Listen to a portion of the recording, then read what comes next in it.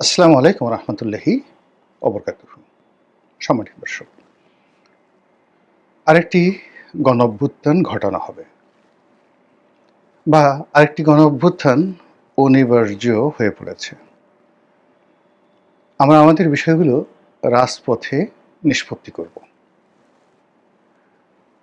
এই সরকার কয়দিন থাকবে? আওয়ামী লীগ তো পালিয়ে ভারতে যেতে পেরেছে, আপনারা পালাবেন কোথায়? আপনাদের তো পালানোর জায়গা নেই। অথবা যে লন্ডন থেকে এসেছেন সেই লন্ডনে আবার আপনাকে চলে যেতে হবে। ব্যাগ, ব্যাগেজ এগুলো সব গুছিয়ে রাখুন। আচ্ছা বলেন তো, এই কথাগুলো কি আমার? না এই কথাগুলো কেউ না কেউ সমস্বরে অনেকগুলো কণ্ঠ একত্র করে বাংলার আকাশ বাতাস কাঁপিয়ে এই যে নতুন একটি সরকার এলো, আজকের এই ভিডিও যখন করছি তখন সবেমাত্র ৭০ দিন হয়েছে, ২ মাস ১০ দিন। তো এই অল্প সময়ের মধ্যে কারা এই কথাগুলো বলছে প্রকাশ্যে, রাজপথে এবং অন্যান্য জায়গাতে? এইগুলো একটা সমীকরণ। ২ নম্বর হলো যে এই সরকারের পরিচয় কি? এটা কি বিএনপি সরকার, নাকি বিএনপির যে একটা জোট আছে সেই জোটের সরকার? এখানে কি বিএনপি ছাড়া অন্য কোনো দলের নাম আপনারা বলতে পারেন যেটাকে ইতিপূর্বে যেমন দেখা গেল মহাজোটের সরকার বলা হতো বা বিএনপি জামাত জোটের সরকার বলা হতো? তো সেই রকম কোনো পরিচয় আছে কিনা? পরিচয় নেই। এখানে জোনায়েদ সাকি, নুরুল হক নুরু, তারা যে এই সরকারের সাথে আছে, মানে আপনি বুঝতেই পারবেন না যে তারা ভিন্ন একটা দল থেকে এসে জোট করেছেন। অ্যাজ ইট ইজ মনে হয় তারা বিএনপির একেবারে আপনজন, ইভেন বেটার দ্যান বিএনপি। তাদের কথাবার্তা, আচার আচরণ, ইভেন আন্দালিব রহমান পার্থ, মানে পার্থের একটা দল আছে, ছোট হোক বড় হোক এটা তো দল। নুরুর একটা দল আছে, সেটা ছোট হোক বড় হোক। জোনায়েদ সাকির একটা দল আছে, আর অন্যদিকে ববি হাজ্জাজ, তারা তো নিজেদের দল। তারপরে সেলিম সাহেব, সাদাত হোসেন সেলিম, তার যে একটা দল এলডিপি, এগুলো সব তারা ব্যান্ড করেছেন, মানে বন্ধ করে, ভ্যানিশ করে দিয়ে বিএনপিতে যোগদান করেছেন। আরও একজন আছেন রেদওয়ান আহমেদ, তিনি তো বিএনপিতে যোগদান করেছেন। ফলে আসলে এই জোটটি মূলত এখন আর জোট হিসেবে নয়, এটা বিএনপি এবং গং, বিএনপি অ্যান্ড গং, তাদের সমমনা যারা লোক আছেন, আমরা এই কথাগুলো বলে থাকি, যাদের সঙ্গে রক্তের সম্পর্ক, তারপরে একত্রে তারা কাজ করে, জাস্ট অনেকটা গ্যাং হিসেবে নেতিবাচক অর্থে এটা ব্যবহৃত হলেও আইনের ভাষায় এটাকে বলা হয় বিএনপি অ্যান্ড গং। বাদী বা বিবাদী এবং তাদের যারা সঙ্গী সাথী আছেন তাদের মধ্যে যে একটা মহরম দহরম সম্পর্ক, মাখন মাখন সম্পর্ক, এই জিনিসগুলো বোঝানোর জন্য, উষ্ণ উষ্ণ সম্পর্ক, রক্তের সম্পর্ক, এই জিনিসগুলো বোঝানোর জন্য আইনের ভাষায় অমুক অ্যান্ড গং, কাদের অ্যান্ড গং, জাবের অ্যান্ড গং, এরকম জিনিসগুলো বোঝানো হয়। সেই দিক থেকে বিএনপি অ্যান্ড গং এর অর্থ যে বিএনপির সাথে যারা যারা আছে তাদের সবার সঙ্গে একটা জড়োয়া জড়োয়া ভাই, মায়ের পেটের ভাই, স্বামী স্ত্রীর সম্পর্ক, যেগুলো রাজনীতিতে ইতিপূর্বে যখন আপনারা শুনেছেন এরকম একটা ভাব বোঝায়। এবার বিরোধী দলে আসেন। বিরোধী দলের মধ্যে একটা জোট হয়েছে। সেই জোটগুলোর মধ্যে আপনি কাদেরকে কাদেরকে চেনেন? এখানে দুটো জোট, অর্থাৎ সরকারের একটা জোট আর বিরোধী দলের একটা জোট। বিরোধী দলের যে জোট আছে ওটাও কিন্তু সরকারের মতোই। এখানে এনসিপি আছে, জামাত আছে, আর কে কে আছে আমি তাদের নাম জানি না। ১১ দলীয় জোট বলা হচ্ছে, কিন্তু অন্য যে দলগুলো আছে আমি তার নাম একটারও নাম জানি না। কিন্তু এনসিপিকে কি আপনার মনে হয় যে এটি জামাত নয়? বা জামাতকে মনে হয় যে তারা এনসিপির অভিভাবক নন, এরকম কি মনে হয় আপনার? ইট মিনস এখানে যে ১১টি দল আছে, এই ১১টি দল মনে হচ্ছে যে তারা একই মায়ের পেটের ভাই, অর্থাৎ জামাত অ্যান্ড গং। অথবা আপনি যদি এনসিপিকে ভালোবাসেন তাহলে এনসিপিকে আগে আনেন, তাহলে এনসিপি অ্যান্ড গং। বিএনপি অ্যান্ড গং versus Jamaat or NCP and গং, এই হলো আপাতত দৃশ্যমান পরিচয়। আচ্ছা, এখন এরা কি তলে তলে সমঝোতা করে ক্ষমতায় এসেছে? এটা আপনি আমি বলছি না, ওই পার্লামেন্টে যারা সংসদ সদস্য তাদের মধ্যে অনেকেই বলছেন যে এরা হলো আমি এবং মামু। আমি এবং মামুদের যে একটা সমঝোতা, সেই সমঝোতাটা কেমন হতে পারে? আগে যেমন একটা আমরা শুনেছি গৃহপালিত বিরোধী দল। গৃহপালিত বিরোধী দলের উদ্ভাবক জনাব হুসাইন মোহাম্মদ এরশাদ, প্রয়াত প্রেসিডেন্ট। আর এই গৃহপালিত বিরোধী দলের জনক একজন হল উদ্ভাবক, যিনি আবিষ্কার করেছেন, ইনভেন্টেড, জনাব হুসেইন মোহাম্মদ এরশাদ। আর এটার যে একটা থিওরি, অনেকগুলো ৮০-৯০টা দলকে একত্র করে, এখন যেমন ১১টা দল আছে, এরকম ৮০-৯০টা দলকে একত্র করে বাংলাদেশের প্রথম বিরোধী দলীয় যে নেতা বা বিরোধী দল, এটার যে জনক, ফাদার, পিতা, তিনি হলেন জনাব আসম আব্দুর রব। জাসদের একাংশে সভাপতি ছিলেন বা সাধারণ সম্পাদক ছিলেন, কিন্তু উনি আসলে জাসদ বড় ব্যাপার নয়, বাংলাদেশের কিংবদন্তির ছাত্রনেতা, মুক্তিযুদ্ধের ইতিহাস সৃষ্টিকারী একজন নেতা, যার যে বর্ণাঢ্য ইতিহাস, সেই ইতিহাস বাংলার রয়্যাল বেঙ্গল টাইগার, সেই ইতিহাস বাংলার সিংহ, সেই ইতিহাস বাংলার শেরে বাংলা। মানে আপনি যা কিছুই বলেন না কেন, আসম আব্দুর রব একটা ইতিহাস।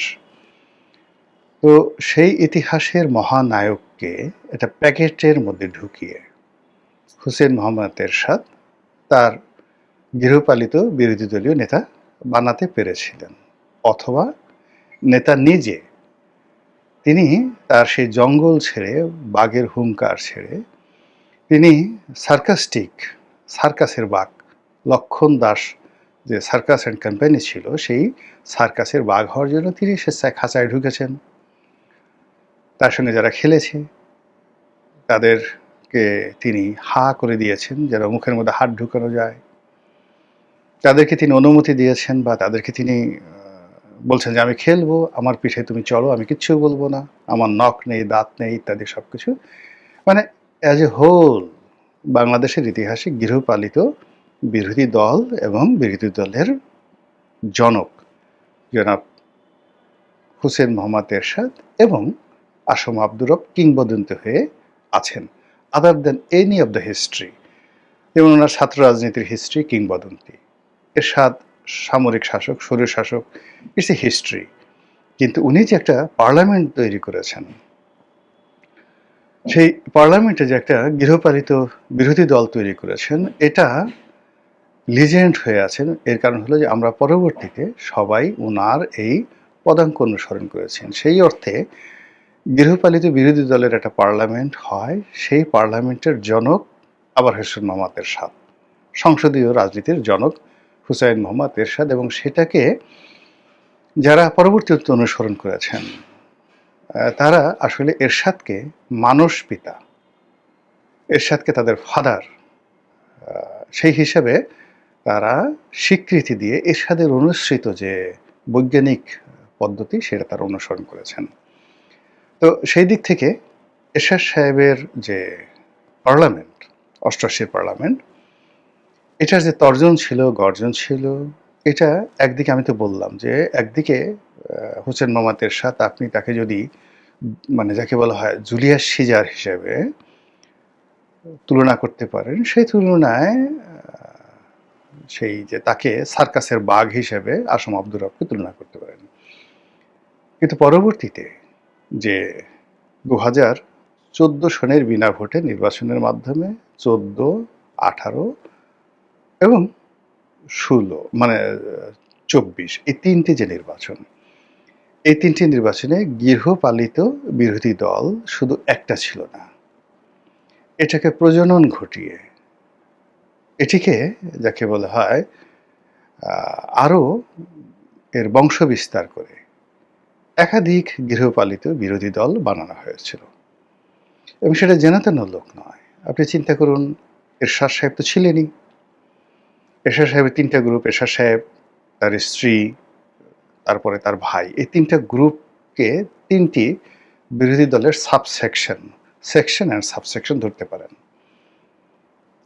এরপর আপনি ধরেন ওয়ার্কার্স পার্টি, সেখানের আবার ২টো সাবসেকশন,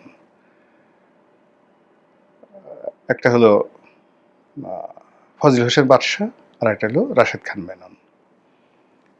এরপরে ধরুন ইনু সাহেব, হাসানুল হক ইনু, তারও 2টো গ্রুপ। তিনি একটা গ্রুপের নেতৃত্ব দিতেন, আর একটা গ্রুপ সেই ছিলেন মঈনুদ্দিন খান বাদল। এরপরে ওই যে দিলীপ বড়ুয়া, যাকে মন্ত্রী বানানো হয়েছিল, তার একটা দল ছিল। এরকম অসংখ্য, মানে গৃহপালিত, এই গ্রুপ অফ গৃহপালিত বিরোধী দল। শেখ হাসিনা এটাকে এমন একটা জায়গাতে নিয়ে গেছেন, সেই বিরোধী দলের আগে যাকে আমি বাঘ বললাম, বাঘ সার্কাসে হওয়ার জন্য তারা সেই বিরোধী দলের সেই পোশাক পরে শেখ হাসিনার খাঁচায় ঢুকেছে মানুষকে রং তামাশা দেখানোর জন্য। তো এই এরশাদের, আর এটা শেখ হাসিনার জামানাতে এগুলো বাঘ ছিল না, এগুলো সবাই শেখ হাসিনা তাদের সবাইকে বিড়াল বানিয়ে ফেলেছিলেন।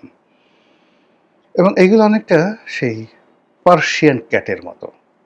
বাংলাদেশের যে বিলাইগুলো রয়েছে, যেগুলোকে আমরা বিড়ালকে বিলাই বলি, দেশি বিড়াল, এগুলোর মোটামুটি দেখেন একটু ফুসফাস করার ইয়েছে, এরা আঁচড় দেয়, এবং মাঝে মধ্যে অবদ্ধ হয়, তারপর শেষে বিদ্রোহ করে আমাদের দেশের বিড়ালগুলো। কিন্তু আপনি যেগুলো পোষা পার্সিয়ান ক্যাট রয়েছে, এই বিড়ালের বিশাল বাঘের মতো মুখ, সারা শরীর ভরা পশম, এরা শুধু ক্যাট ফুড খায়, এমনকি মিউ মিউ করে না, দেখতে ভালো লাগে। ওই রকমভাবে শেখ হাসিনা তার যে বিরোধী দল, গৃহপালিত বিরোধী দল, তাদেরকে ওইভাবে বানিয়ে ফেলেছেন।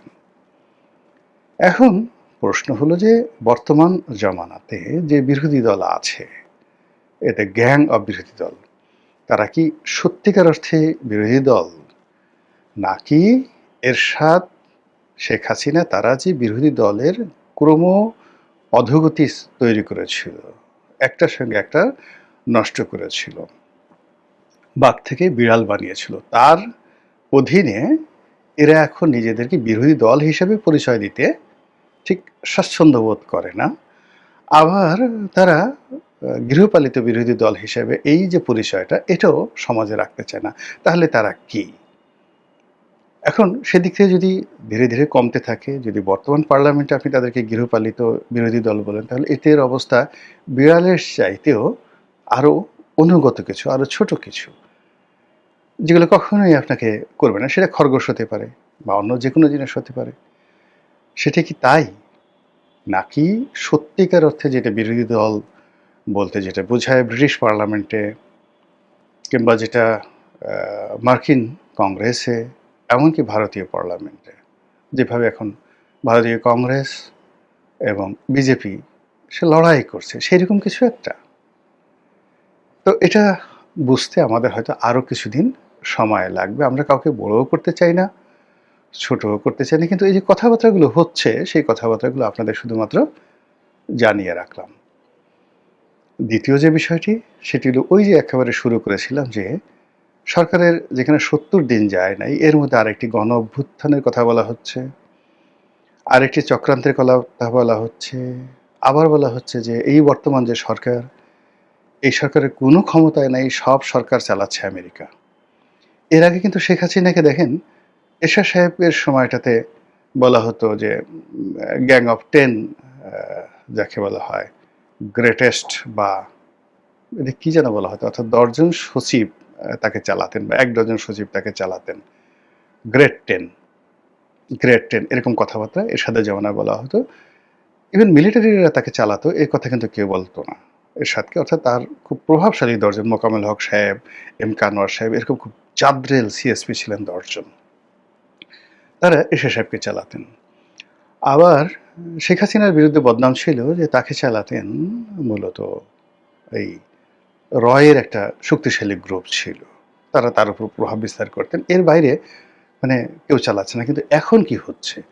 এখন সরকার সম্পর্কে বলা হচ্ছে, ফরহাদ মাজাহার সাহেবের মতো লোক বলছেন যে এই সরকার চালাচ্ছে আমেরিকা।